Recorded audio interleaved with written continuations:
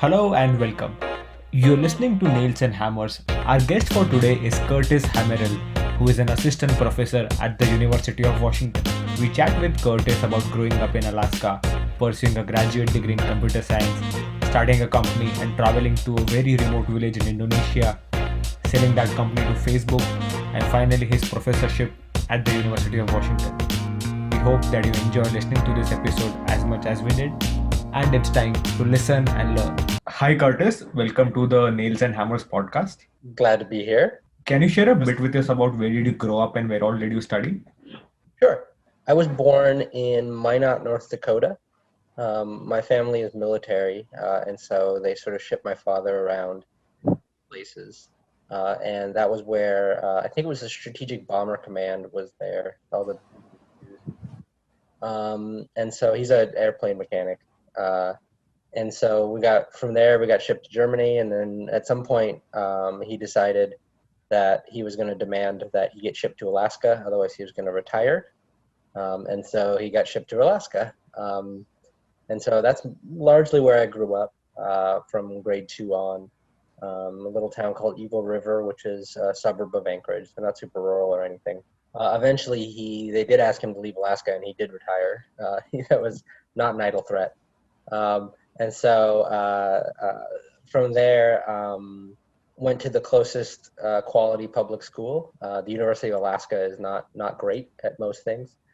So then I went down to University of Washington for my undergraduate, where I started in computer science, which is like a long, confusing, random story of how that worked out. But it turned out I was pretty good at computer science. And so from there, I got into grad school at Berkeley, where I got my PhD. And then I came back up to UW to be a professor. And that's where I'm at now. And just speaking about Alaska a bit, how was growing up in Alaska like? Well, it's, I think, a fantastic place to grow up. I went to Chugiak High School, which is not a great high school. I think most recently I looked it up as the 3,625th ranked high school in the United States. All those kind of bits are rough when you're not really in the center of power in any way.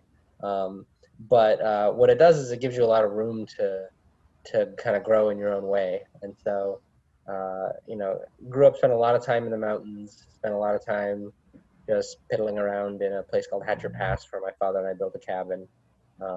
It developed a lot of life skills that aren't useful anymore, like how to deal with bears. Hasn't come up since. Yep. But it's, I think, engendered a sense of individual responsibility, in the sense that when you're in the mountains, no one's going to come save you, so you have to figure it out. And I think that's been good for me in the long haul. Interesting. I mean, for me, I think the only image when talk about Alaska comes to mind is the iconic Into the Wild bus. Yeah. Yeah. But what motivated you to come to Seattle to pursue your computer science? So, for the record, the Into the Wild guy has a lot of. I like that one a lot better than Grizzly Man, who's the other sort of reasonably iconic person who died up there, but that guy just got eaten by bears. I've always been good at math. That was kind of my strength as a student. Now, I think what's interesting about my career is, I'm just kind of a 90%er. And when you're in the top, when you're at 90% at a high school like Chugiak High School, it's not great. It doesn't mean you're terribly brilliant. But then, and when I go to UW and I'm in the 90%, people are like, oh, that's pretty smart. And then, when I'm in grad school at Berkeley and you're 90%, like, oh, that's pretty smart, right? But like, it's always 90% because I don't want to do 100%. That's too much work. And so, I calibrate against the people around me and find the right level. But, for this, I was just good at math. And my sister was the first one in our family to go to college. So she went to the University of Idaho in Moscow, Idaho, and she got a degree in forestry, I believe. Didn't actually use it. She works for Microsoft now. So when I applied to colleges, we didn't really have the kind of institutional knowledge of how to value colleges. And so I applied at Michigan Tech, which is in our my parents' hometown or home area in Houghton, Michigan, which is in northern Michigan. They're from Minot County. And then the University of Idaho, because my sister went there. and University of Washington because my sister was living in Seattle. And that's really the only reason I applied at UW. And I had heard they had a good computer science program. And I had heard that the way you make money as a mathematician is doing computer science. And so eventually those stars aligned and I decided to go to UW. I think it was a largely more random process than it is for most people without that institutional knowledge. Like, I think there's another version of my life where I'm working at Ford right now. The automotive engineering is a reasonably large business at Michigan Tech. But I think I just got lucky. And that luck sort of continued as I went through my life. But that's just one of the bigger instances of it working out. So, I mean, when you're applying to Michigan, you did not even apply to UMich. Yeah, no, this is it. Like, I think looking back and having the context I do now on university admissions and all this, I was probably actually a pretty competitive candidate. I had very good SAT scores, and I was from an interesting place, and I could have written an interesting letter to say why I should have been admitted. But I didn't know any of that kind of stuff. We didn't really have a college counselor at Chugiak who sort of guided people through things. And so, it was just Michigan Tech, and it was just because of those sort of familial connections. Like, if I, blew my life up, I could drive down to my grandmother's house, and both University of Idaho and Washington were near my sister. So, and this is it. Michigan Tech is not a university people know very much about. It's okay. It's good. It's like a reasonably good engineering college up there, and a lot of people make good lives out of it. And then how did the fascination for computer networks start? Well, I think fascination might be a strong statement.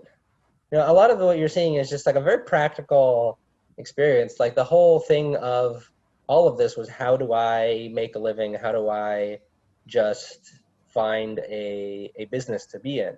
And all that's kind of difficult when you're far away from it. So we only knew computers were becoming a thing. They knew that I was interested in them, but I didn't know how to program. I didn't program until I got to college. All of those kind of things. And so, I actually did distributed systems when I was an undergrad. I worked on a whole bunch of stuff. I was just kind of a dabbler. I did some research for a guy named Steve. I'm forgetting his last name. He was a professor at UW. Steve Gribble. He was a professor at UW. He's now at Google on security.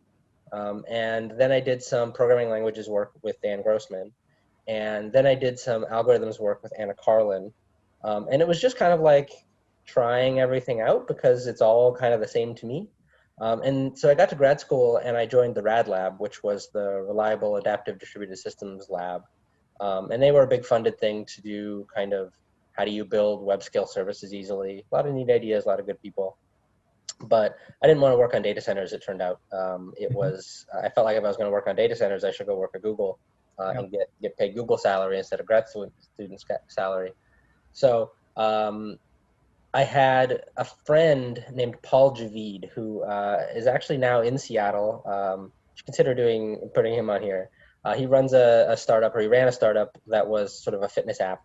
But before that, he was working for my eventual advisor, Tapan Parikh, on some projects in India. And so Paul and I took software engineering together, and he said, "Hey, do you want to go to India?"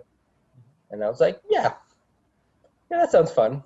That was really the whole start of Ictd, right? And so I went to Lucknow. I worked with Urvashi Sahini on Digital Study Hall. This was a big project out of her school there. And with my kind of generalist background, they put me on two projects. One was community radio, which I ran an illegal radio station in India until I realized it was an illegal radio station, and then I stopped. And then I did these SMS tools for connecting users. It was actually they ran a small school for the daughters of rickshaw drivers, and they wanted to build a little SMS mailing list for all of them. And it went wildly off the rails for what it's worth. There's a whole other story there. But then I came to Berkeley after having done that project and started working with Eric Brewer, who was similarly picking up this Ictd space. And so really I'm an Ictd researcher with that generalist background. And at some point, I got excited about some specific networking technologies, that being OpenBTS, which was a startup, Range Networks in the Bay. And so I started working with them and started picking up all these pieces and became a networking researcher. But it was Ictd first and then networks. And then just speaking of the grad school stuff, I mean, you worked at Google, you worked at Amazon, but then why do grad school? Well, that's actually a much easier thing. Like, it's so frustrating to not be able to work on the things you want in the way that you want. And so I think there are places in industry where that's possible, but it's really hard to find your path into those. And even when I was doing my best at Facebook, for instance, like we got acquired. And so there was a lot of flexibility there. There's always just a tension with the leadership. And by nature of these things, like that's the leadership doesn't know what they're doing. Otherwise, there wouldn't, I mean, they're just far away from every problem. That's by the nature of being leadership. And so there's just like the whole body of being at one of those kind of companies is arguing up the chain that you should be doing something different. And that's just naturally, I think, what it means. Like that's your job, is to convince the people up the chain that the way you want things done is the way things should be done. And the real nice thing about academia is that you have the freedom to do things as you see fit.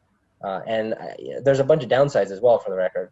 But for someone like me, again, I think with that Alaskan context of wanting to do things on my own and all those kind of bits, that freedom turned out to be important. And so the grad school discussion was really funny because I didn't really have grad school on my radar as someone who was just trying to go and make some money at Microsoft.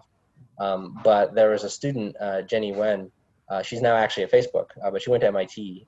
And again, it was one of those 90% things. I was like, she's smarter than me, but she's not that much smarter than me, right? And so like, if she could go to grad school, maybe I should look at that. And so I went and talked to Ed Lazowska, who I was TAing operating systems for, and it was like, yeah, of course you can. Look at your record. Like you could go.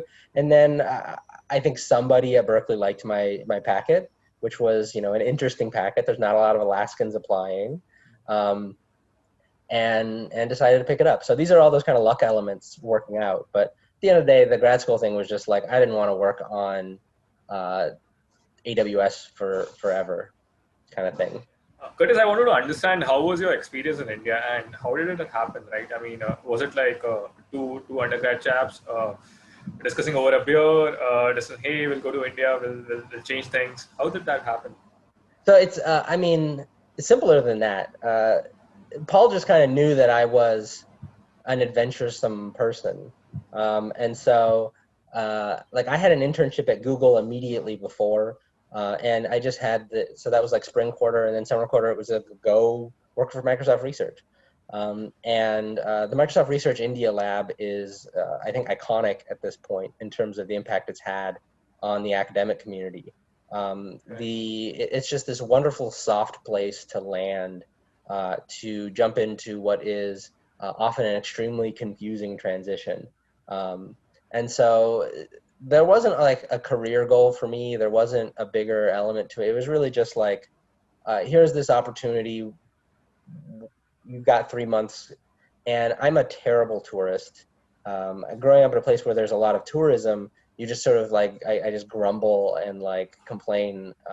And so going to a place and doing work, and not the kind of like study abroad, let's build a building, even though there's plenty of people there who know how to build buildings better than I do kind of work, where like I get to leverage the skills and knowledge that I've generated is fantastic. Like that's really the career that I put together, is being able to go around the world and use the skills I've developed to try to help people. And so it was a great opportunity to do that. And there wasn't really a lot more background to it than that. And so, yeah, we just like jumped in, arrived in Bangalore, 2 days in Bangalore, and then immediately to Lucknow. I don't know if either of you have been in Lucknow. It's out there a little bit. It's like India proper. I always tell people when you're in like Bangalore, it's like, the rickshaw drivers speak English in Bangalore. Like their Hindi is their third language there, right? And whereas Lucknow was like in it proper. And I made some like cool friends there, and I got the whole context and all these wonderful stories. But then, like, were you able to like eat anything? Because like, or were you vegan back then? Yeah, I was vegan back then. I mean, India in general, as a vegan, the ghee thing is always a problem. But you get a little flexible on the ghee thing, and Yeah. life is easy. Um, Yep. so And then just speaking about ICTD a bit. So what does ICTD mean for you, and what fascinated you about it? sure. So ICTD is Information Communication Technologies and International Development. There's an extra I in there that doesn't get counted for some reason. It's largely the applications of technology for poverty alleviation. For me, I think again, just this idea of how to ethically be an engineer in the world and like how to use your skills in a way that actually makes things better is it's a great area for that. I think it's a very fraught area. Like I'm this white dude from Alaska going to India. Like how much savior complex is there? How much white guilt is there? All that kind of stuff. I think for me, it's actually like pretty simple in the sense that like I don't really have any of that kind of stuff. It's just half tourism, half trying to build things, and a wonderful combo of those two. The field itself is, I think, a wonderful mix of people trying to resolve this conflict between um, the sort of drumbeat of modernization and progress versus the negative implications of those. And so, it's this pool of people who have just been struggling with those kind of issues for a long time. I'm in the engineering wing of it. When did you realize that you could actually spend your research into a startup, right? I mean, a lot of kids are into the research space and they're not sure whether and how to take this research bit ahead, right? When did you realize and how did you realize that you can actually spend it into a startup? Yeah, so the startup journey, I think, was very interesting for me. It wasn't something on my radar as a student. There's no entrepreneurship in my family. Like, again, my dad is military. My mother largely sort of did small jobs wherever he was transferred. So she like worked as a CVS clerk and like a stock manager at a hardware store and these kind of things, just because she's got to follow him around as he moves around the world, right? And so no idea about startup stuff in my undergrad. Paul actually did that startup stuff. So he went to Foster, not Foster. Foster's the UW one. The Haas Business Us, School, yeah. yeah, at Berkeley. So he actually went down to Berkeley together, but he went in to do that, to do startup stuff. But what happened was a friend of mine named Andy Konwinski, who was a similarly very interesting dude. He was raised in a very religious family in Wisconsin, but then went to school and then off to grad school in Berkeley. Has a beautiful daughter right now. He has like a 6-week-old or something daughter. But so Andy got very excited about startups. And Andy was a very close friend. We had been living together at points and all these kind of stuff. And so, and similarly, Kwong Chen, who started Captricity. But Andy, being, I think, a very organizationally minded person, kicked off a graduate seminar or a graduate group on entrepreneurship. And because I was around it, I didn't really have a drive to engage in it. But when you're just kind of around something, your brain starts to churn. Like you start to see things where you might not care about them on your own, but you think that other people might care about them. And so, like, I gave a talk at this thing just on telecom technologies and these kind of things. And I would like go to their events where the VCs were around. And at some point, it just started to kind of be clear to me there was a little bit of an opportunity. And even then, it wasn't like a path I was excited about because I think it just didn't align well with me culturally, I would say. But then Shadi and Kashif, my two co-founders, both in the ICTD lab. Shadi, they're both at Facebook, or I think Kashif just left to do another startup. Shadi's leaving to join Virginia Tech to be a professor. But they kind of came to me and were like, look, this project we've been working on, they've been working on the project, it's called Village Base Station, for a long time with me. And they were like, hey, we think there's an opportunity here. And I was like, sure, that sounds like fun. Exactly the same way I went to India.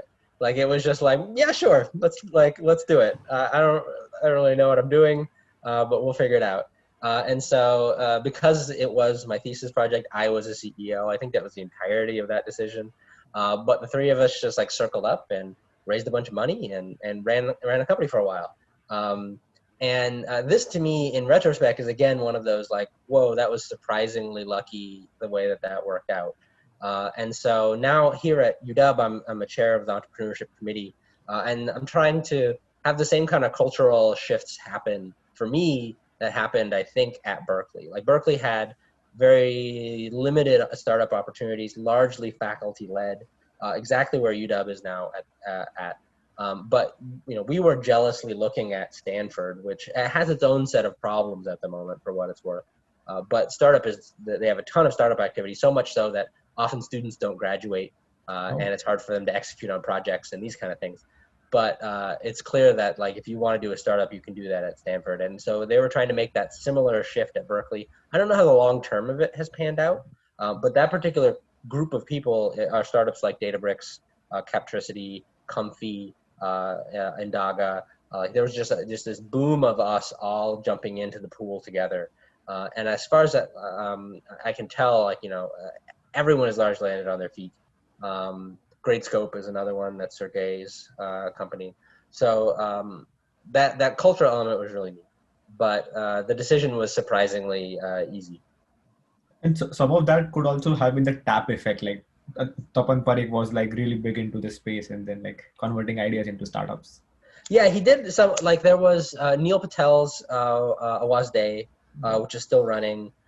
There was, I'm trying to remember what the name of their company was. It was like they're trying to do crowdsourcing from low-income populations.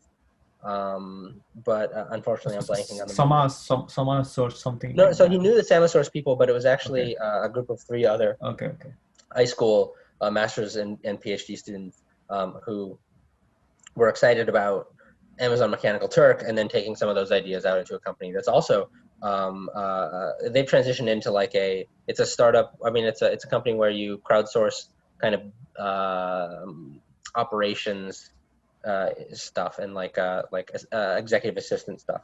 Mm-hmm. But Tap was I think mildly excited in his way. I think Tap is a great advisor in that whatever you want to do, he'll help you do. I don't think he necessarily saw that as a way to have the kind of impact he wanted in the world. But when you have a bunch of students who are really excited about something, you support them in that. And so, all those kind of companies did come out of him and his classes and his groups. And Kwong Chen was also advised by TAP. And so Captricity, I think, is another thing that TAP could take credit for. And so, yes, it was, it was just this body of motion. And once there's energy and attention in the students, the faculty will similarly, I think, take those opportunities. And just speaking about Indaga a bit, so how did you refine your research into something that people can actually use? Well, to an extent that we did so. That's the first caveat, right? Mm-hmm. By the time we were getting to, I think, a concrete product is when we got acquired. But the nice thing about academic research is you have this pipeline that happens before you hit the industry stage. And so, we had built a product and we had been serving a population for years by the time we transitioned it over into a startup. Mm-hmm. And, we had customers, we had things like Globe Telecom, we had all these kind of bits. And so I think it was simplified in that sense. I think it's both Ictd being largely user-centered in the design methodologies. So this wasn't just a lab trial. It was deployed in the real world, and so the experiences were grounded. Then the fact that we were able to use that grounding to build graphs and kind of understand the use cases pre-company. So we had this really great narrative of how the product worked, and for the product has always been fantastic. I've turned on networks all over the world, and I've always had a line of people to use whatever it is that we built. The issues have been in telecom and trying to do integration against larger companies and enterprise sales and these kind of elements. And those became, I think, too difficult. We could have probably raised money and just kept working it for a while. But it wasn't what the kind of problems I think the team wanted to be excited about. We wanted to build things and let other people do those kind of things. And so that's why the acquisition happened. But we were definitely well lined up from those research experiences to have the kind of product story we wanted. Now that you have established the fact that you're quite an adventurous person, right? And you had some crazy experience in India as well, specifically Lucknow. I'm intrigued to know what made you go to a remote village in Indonesia. So yeah, this again, you're gonna just keep hearing this from me, and it's just like, well, I got this email, and that's pretty much all that was. There was a version of my project that I did, and it was always just wearing an activist hat. I never published anything, but it was called the Evil Telco, and the idea was basically a demo of everything a telecom can observe about a user. And so I built this thing. I got connected to Mobile Active, which was a small, I don't know if I would call them a startup exactly, but they built tools for activists around the world to protect themselves. And Mobile Active brought me into the State Department at the US to demo a telecom. And so I set up this thing and I recorded people's calls and I intercepted their SMS and all this kind of stuff. This was circa 2011, around the Arab Spring, where this kind of stuff was really reaching, having a lot of legs. This was because Hillary Clinton was pushing for some intervention in some of these countries, and currently there was the Libyan Civil War, and this Libyan Civil War had some really interesting telecom bits in that the core network was, I want to say, in Benghazi, and but the rebels had taken some of the other parts of the country, but they left the cell phone network up. It was all really interesting to state, and they were funding things. They funded the Commotion project, which was this distributed mesh network thing that didn't work. And so I went out and did this Mobile Active thing, and it was me on a rooftop in New York, backhauling a call over the satellite link to kind of show that this whole stack worked. It did the kind of things that people wanted it to do. And again, that was just an activist hat, and they flew me out, and it was nice. But they made a blog post, and at the end they were like, and Kurtis is looking for a rural community to deploy this in, because that was what I wanted to do with my research. I was from Alaska. I wanted to go do rural networks. And this guy from Indonesia emailed me. And he was like, hey, I'm in Papua. It's pretty much the most rural place you can go. I think your technology would be really good here. And this dovetailed really well with our experiences in research, which had been a lot of these, there were deployments of satellite sites. These were telecenters. So they'd put up a building, they'd put a satellite on it, and they would provide some computers, and no one would use it. People didn't need computers. They didn't there was no utility to the internet at the time for people in rural Indonesia. And then people would set up Wi-Fi spots. This was stuff I'm trying to think of some good examples. People were building mesh networks at the time. I mentioned Commotion, but people were giving Wi-Fi access, and nobody had smartphones, so you didn't have Wi-Fi capable phones. And so this guy was like, what I really liked was that this would provide basic phone service, like your candy bar, cheap phone. That's what he was seeing. He needed something like that to be able to provide service to the community that he was working with, which was this missionary community in Indonesia. And so I was like, that sounds great. And I talked to my advisor, and he was like, yeah, go hang out, whatever, do what you want. Because Eric was great. He was always just like, yeah, do whatever you want. And so I flew out to Papua, and we just visited the guy, and he turned out to be a really interesting guy who had made a bunch of money on pagers in the US, and then become a born-again Christian and run off to Papua. And Papua, if you guys don't know the sort of cultural and historical context of Papua, this is an island split in half. Papua New Guinea is one side, Papua Indonesia is the other. It's a largely Christian island. They have been converted over the last 100 years. But the rest of Indonesia is, of course, a strongly Muslim country, and so you have the kind of conflicts you'd expect. So mostly the kind of Christians who go there are social workers. They're not really converting people actively as much, though that does exist. There are still communities that are disconnected, and the missionaries are flying planes out there and translating Bibles, and all that kind of stuff is still happening. But again, largely that's not the day-to-day experience on the island. So I go in there, and it just seems great. It's a great ecosystem. There's power available. A lot of the problems we had are things like, oh, you have to set up your own backhaul, you have to set up your own power, all these kind of things. Power was available, network was available. They just needed something that could share that out to everyone. And they had been doing Wi-Fi, but it was, again, insufficient for these reasons. So yeah, we went out and we deployed it, and it turned out to be fantastic. That network went up in 2013. There's still a network there now. And it's an LTE network now, but it's been a boon for the community. They make a bunch of money on it, and the quality of service is so much better than the telecom cells out there. And yeah, that was that project, and that kind of set that arc for a while. I'm still working on community cellular ideas in my professorship, so that email was a big deal. I should print it out. That's a good point. Nice. And then in 2014, the MIT 35 under 35 happened. Yeah. So what was the story behind that? Similarly, just stupid luck. So a little background on those kind of awards. Those are almost always boondoggles, just outlandish boondoggles. Not to out anyone in particular, I've known a lot of people who have won it, and usually what there is like some amount of a PR firm acquiring the right people to write letters and like all this kind of stuff, right? And that's how it normally works. And so what happened with me was that I published the community cellular paper at, I want to say it was Ictd, and there was a reporter at the Tech Review who just came to the conference, and he was like, "This is great," and we chatted for a while, and he like did an interview of me, and then he just like pushed me up the pipe at TR, and they liked it, and they just like so it was just this guy.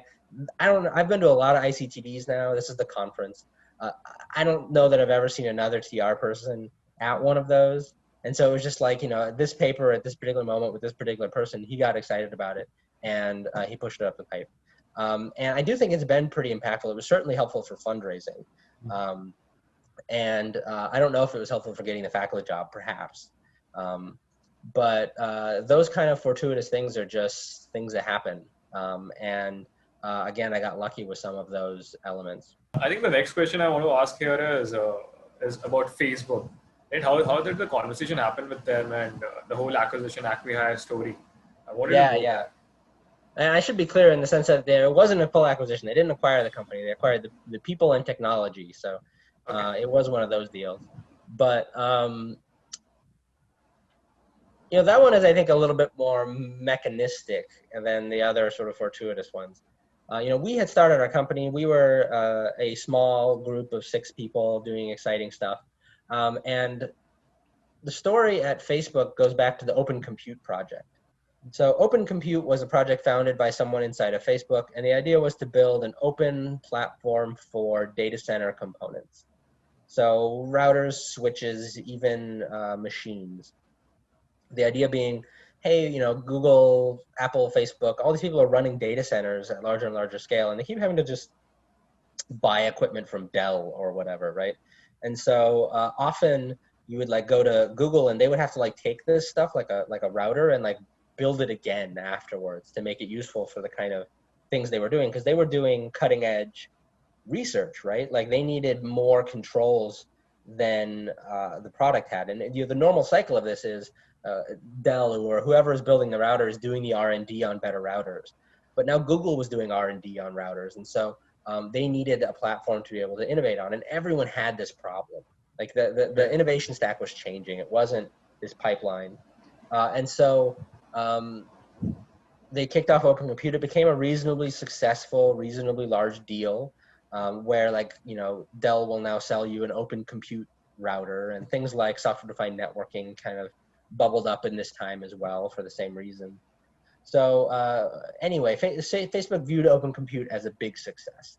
And so as internet.org came up and Mark Zuckerberg decided that connectivity was one of those big positive things he was going to be able to sell to the world, their gaze widened, and they were like, someone, I'm not exactly sure who, was like, why don't we have Open Compute but for telecom? Like telecom is in exactly the same spot.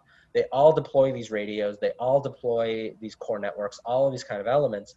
And right now they just go to Huawei, they go to Ericsson, and Ericsson does the R&D for what these are supposed to look like, but they're disconnected from the populations being served and the problems that the telecoms have. So Facebook decided to spin up the telecom compute project, telecom infrastructure project, TIP.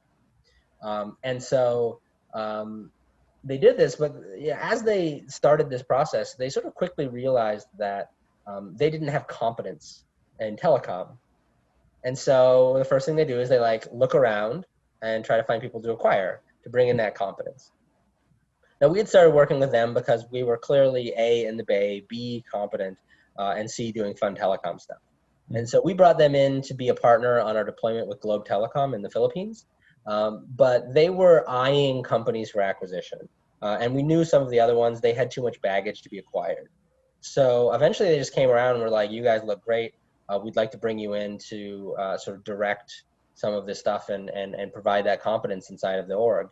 being this bridge between the data center-y, computer science-y world and the telecom-y world. And we came in, and that was largely our function. And so, some big projects came out of this. This was stuff like Open Cellular, which now Kashif has taken and spun out to be his own company. Stuff like Magma, which Shadi is spun up as a project inside of Facebook. And I think I'm allowed to speak about things because I have to be off of NDA at this point. But largely built on some of the similar ideas that he and I and Kashif had developed at Indaga and at Berkeley. And so I think it was probably successful. But that was the arc of that. Like, you just tell that they were looking for someone, and we checked all the boxes in a way that would allow them to, again, just try to attack this market. So like when the acquisition was happening, did you get a chance to meet with Mark Zuckerberg and shake hands? No, we didn't get the walk in the park. That's sort of the classic story of Facebook acquisitions, is like he walks you around. But we were small fries, and so it was largely just like, hey, do you like here's the offer, we and figure out what you want to do, because we weren't being targeted for our customers. Like Instagram, it's got to be Instagram. For us, it was like if you guys want to join Facebook, here's the money. It's pretty good. All these kind of things. You don't have to raise a Series A. But if you don't, we're going to go find someone else. There are enough telecom startups in the world that they can find someone to be that bridge. They just thought we were particularly good candidates. So no fancy meetings, nothing particularly. We just got ice cream on Facebook a couple times with some of the leadership inside of Infra. How was the experience working at Facebook, and what eventually made you quit Facebook? So this is, at the end of the day, I had known that I was not the kind of person to be in an industry job like that. I don't know. I guess that's potentially an overstatement. I think I just don't want that to be my career, or I didn't at the time, especially as a young man who was prone to traveling the world. So, although I'll say for the record, Facebook's actually a great place for traveling the world. You can go and work at the London office, which I did a few times, and they flew me business class to Manila. That was great. But even during the acquisition, I had been eyeing leaving the startup because it was just too stressful. I'm not the CEO role is hard, and I got walking pneumonia. I went through some relationships. It was just rough. This is a very, very stressful thing to have kind of all that on you. And so I had been poking around, and I had a couple good papers that had been appreciated. And so the view was that it was likely I was a reasonable candidate to be faculty. And so I applied one year. I got no offers. I got no interviews. And then I applied the next year, and I got some interviews, and I got an offer at UW. And this was happening during the acquisition. And so I told Facebook, hey, I'm going to take this job at UW. And they thought I was negotiating. They thought this was a negotiating tactic. And so at some point, UW announced that I was coming. And the deal almost blew up because they thought I was just trying to get more money. And I was like, no, I don't want to work at Facebook that long. It's a fine company doing fun things, I'm sure, but being a professor sounds like a pretty good job for a guy like me. And so eventually that all got ironed out, but my entire time at Facebook was with the assumption that I was leaving. And from day one. So my compensation was organized that way. I was not given stock, for instance. I was only given cash on the way out, which ended up bad, although I probably should just put all that money into Facebook stock, and then it would have been the same. But that was that. And so my tenure at Facebook was a little bit complicated in that sense, because everyone knew I was leaving. And so I was there. I sort of managed the Philippines deployment project, and got that through a bunch of hoops, and eventually left. But Chadi and Kashif were the ones who landed and worked their full 4 years. And spun up new projects and got things out into the world through the Facebook mechanisms.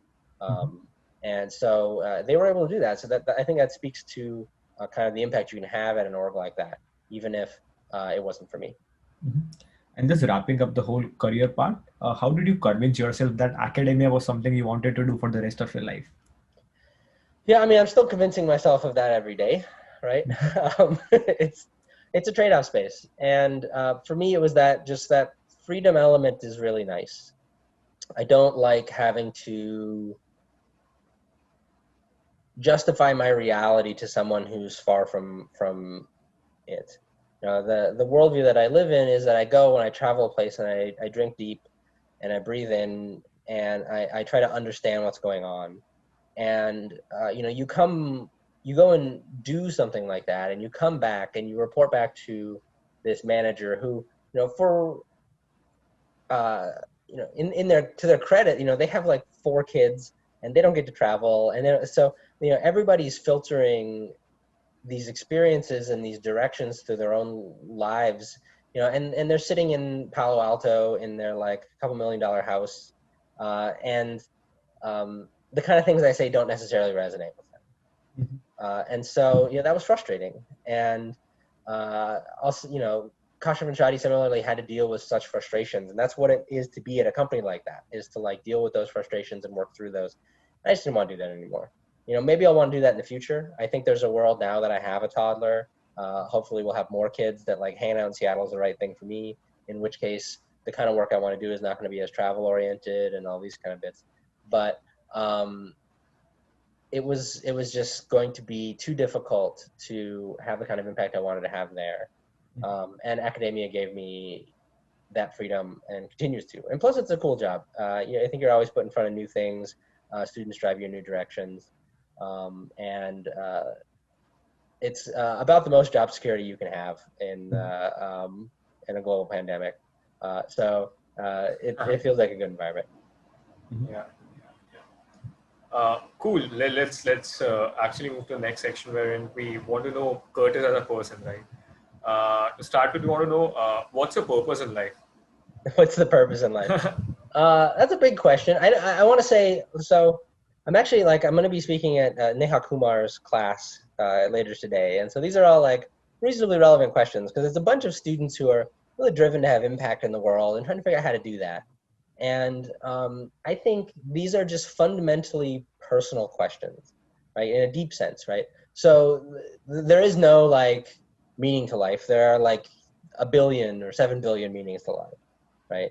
And so everyone has their own path and everyone has to figure out themselves and they have to figure out what their own ethics are and they have to figure out what's a thing for them to do and what's a thing for them not to do.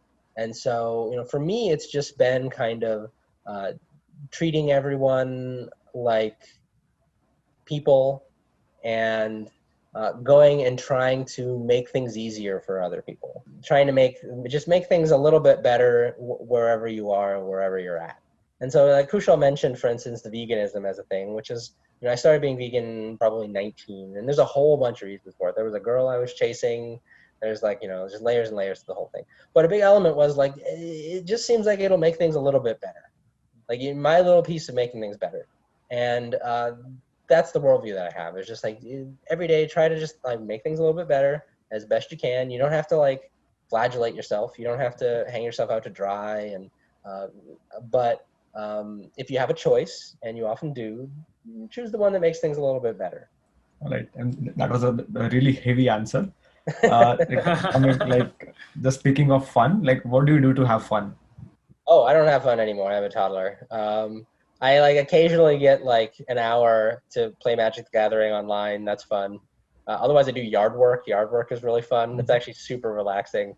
Again, I think it's just this background, like filling up the yard waste container with detritus sounds fantastic.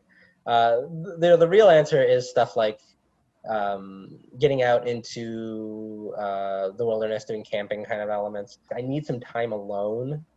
I think I'm a core introvert, and it's really hard to get time alone when you have a toddler. So camping is a great version of that. I mean, I actually bring him so I don't get time alone, so no itch is being scratched. But I'm trying really hard to figure out how to get the family alone at least. The thing with a kid, and Kushal, I don't know how much camping you've been doing since you've been in Washington. Not much. Not much. And I feel like this is literally something you cannot do in India. There are just too many people to find some place alone. But like I want to go backpacking again. Like before I had my son, it was backpacking, and it would just be like maybe me and my partner alone in the woods, like nobody around for a mile, and you don't hear them and none of that, right? But you can't do that with a toddler because you have to bring a crib. Yeah. when you go camping. And so my whole summer was trying to figure that out. I didn't figure it out, but I'm close. Interesting. Interesting. Curtis, I want to know. So you had quite a journey till date, right? I mean, you went to Seattle to pursue computer science, then you came to India, then you moved to Indonesia, started a startup, research work, then joining Facebook, then you started working at again moved back to CATS, and working at Washington University, right? How to understand how do you learn and unlearn things? So that's a good question. This is also something that I've been batting around a little bit. Um, I am the kind of person who doesn't take notes.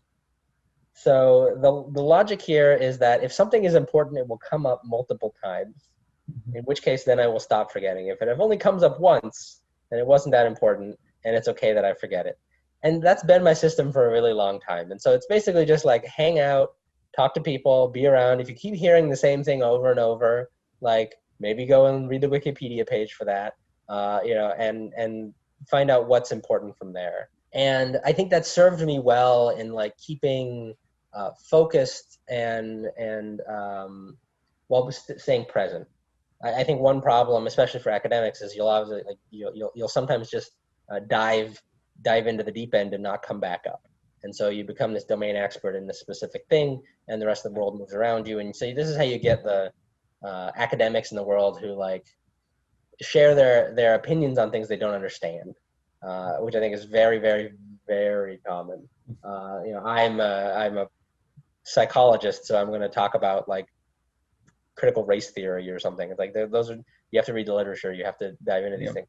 But I'm also seeing the sort of negative elements of that, which is that sometimes those things that only come up once, especially I think now that I'm in this position where I am ostensibly more leadership, I'm the one who's supposed to be bringing these things up. And so it's not the case that like, if I just hang around with smart people, I'll hear these things. People are hanging around me and my research group and expecting to hear these things. And so I think that a little bit more intentionality is probably needed on my part in terms of, I think this is the way the world is going, rather than just kind of along for the ride. But I think you can see that throughout this entire discussion has been, I think with me, this tension between being along for the ride, which has largely worked for me so far, and this desire to shape things more. And whether the career growth that I've seen is affording me that opportunity, or if I'm just convincing myself of that because of the hubris of professorship. Just speaking of convincing part of it, so like, how do you incentivize yourself to play the long game? What does the long game mean, right? I mean, it's different for different people, right? I mean, but like in traditional terms, it's like not having instant gratification, but maybe delaying that for a bit.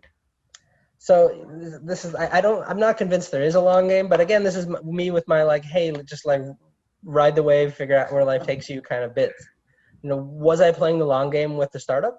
I think anyone would objectively say yes, right? Like that wasn't a short-term gambit, but I'll say intellectually and internally, it was like, what am I doing in a week? What am I doing in a month? And that's really as far as the horizon was. And I was just staying nimble. And so I think you can see like the big arcs of like being a professor. This is the longest long game job there is. It's one where, you get to make your office and never change it. But the life of it is, raising some money right now, what's happening in a week. I have this NAHA talk tomorrow. I have this, and these like short-term things that you build them together, and that end thing just kind of happens. And I think there are positive and negatives. There are people out there who see that end goal and plan backwards to get there. And there are elements that are like that, where I see like what I'm doing in my day-to-day is not getting me to this other piece. Let me give an example. Like I am supposed to, let me just talk about tenure, right? Like I'm untenured at the moment, and I need to get tenure. And to do tenure, you have to do these sort of things. And so it's stuff like get NSF grants, get paper awards, get letters of recommendation from notable people, right? But these are all things that like are short-term goals. Like I have a grant to write due in a month. That's the thing I'm going to do in a month.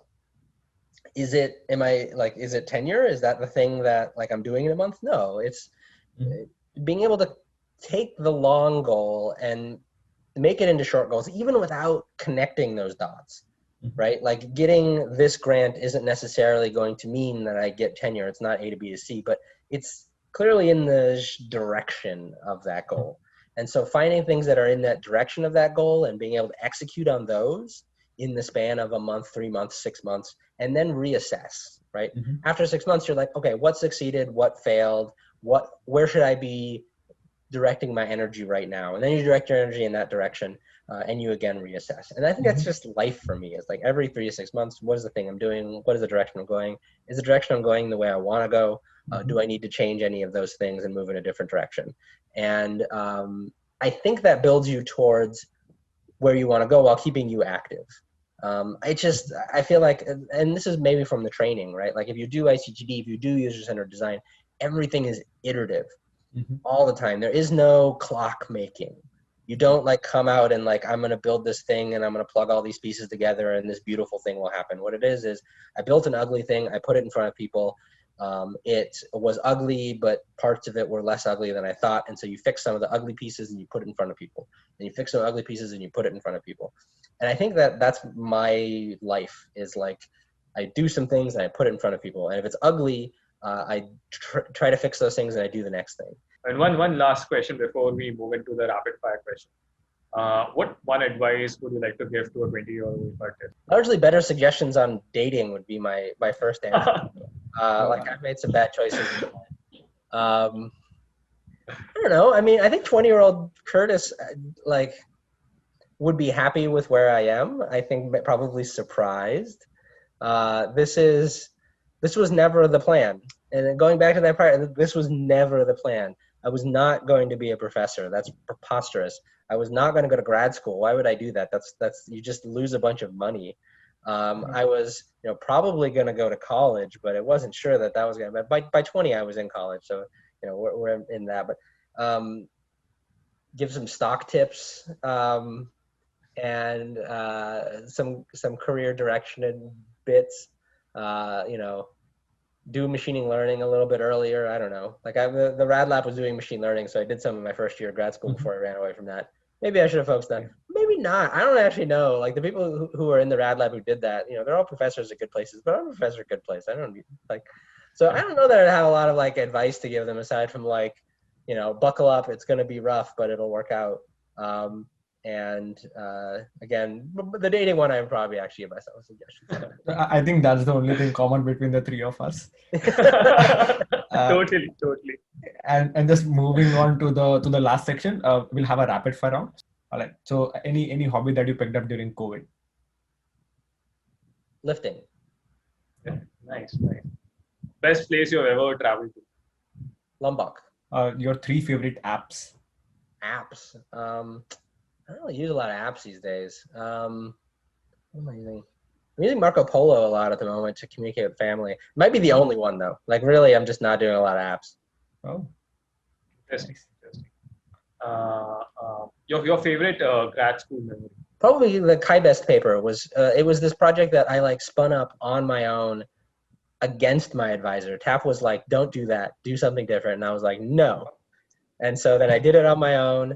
Bjorn Hartman helped me, and it won best paper at Chi, and that was probably the arc that like started the Kurtis could be a professor thoughts in people's heads. So definitely, I mean, there's a lot there. Grad school is a long time, and like the reality is there's probably a lot of personal moments that were pretty impactful as well. One mistake that your grad school advisor did that you'll not repeat? Okay, yeah. So once, this was in my first year, I was publishing the MetaMouse paper at Chi. And TAP was publishing a paper with Neil Wazday, which actually won best paper at Chi that year. And TAP basically didn't help me on the paper that I was submitting. And later on, it was like he saw the reviews and he was like, "Oh, the reviews are actually pretty good. We probably could have got this in." And I was like, "Yeah, TAP, you probably should have helped." And he was like, "It worked out. I won best paper." And it was like, "You dick." So TAP occasionally says dicky things. Again, it all worked out. But I remembered that. That was one of those like, Nice, nice, nice. Okay, changing diapers or writing records? Writing records? Recommendations. Oh, rec letters for sure. Well, both are not as bad as people sound. Like you get used to poop, and letter writing. Once you know what you're doing, it becomes a machine. This reminds me, actually, I have to write a letter very soon. But so the answer is, of course, is probably diapers, just because it's shorter. Like it just takes less time, but neither is actually that bad. Don't let anyone tell you that it's that bad. And the last question: Seattle rains or Alaska snow? Seattle rains, actually. I have this large theory around personal biomes, like places where you could take a nap in the wilderness. Alaska is too cold. Like you will die. And so there's just this anxiety up there about dying. People die up there all the time. In Washington, like if you put me in like a forest with some ferns around and some moss, I could just like nap and it would be wonderful. And so I think this Pacific Northwest rainforest is my biome. And so anytime it rains, although it rains anywhere, I loved the monsoon. That was like one of my favorite things in Lucknow. Just absolute pouring down rain is my favorite thing. Yep. That's all from the conversation, Curtis. And thank you so much for your time. Yeah, and I hope you enjoyed it as much as we did. For sure.